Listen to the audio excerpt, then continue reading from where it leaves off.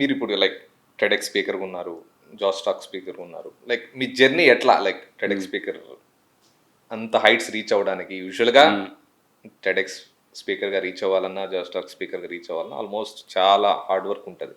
So ఎలా మీరు మీ journey ఎట్లా అంతవరకు రావడం? శ్రీనివాస్ గారు యాక్చువల్గా టెడెక్స్ స్పీకర్ అవ్వాలా, జోస్టాక్ స్పీకర్ అవ్వాలని నాది గోల్ అయితే లేకుండే. It happen in the process.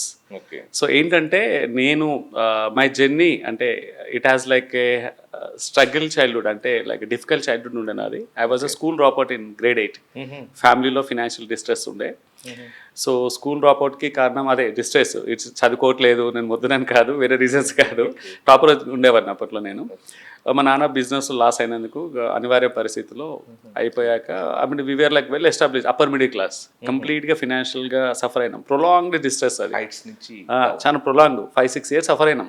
నేను డ్రాప్ అవుట్ అవుతున్నాం. ఆల్మోస్ట్ నేను 4th క్లాస్ ఉన్నప్పటి నుంచే స్ట్రగుల్ స్టార్ట్ అయినాయి. ఇద్దరు చెల్లెలు నాకు. సో 8th క్లాస్లో నేను I decided, so I not continue, let me support my father business అని. ఇబ్బంది ఉందని. సో స్కూల్ కంప్లీట్గా నేను వాలంటీర్గా మానేసిన. మా అమ్మ నాన్నకి ఇష్టం లేదు, వాళ్ళు స్కూలే మానేసా కంప్లీట్గా. నేను 9th క్లాస్ చదవలే, 10th 8thలో వదిలేసాను మధ్యలో. 9th 10th ఇంటర్ అలాంటివి ఏం లేవు.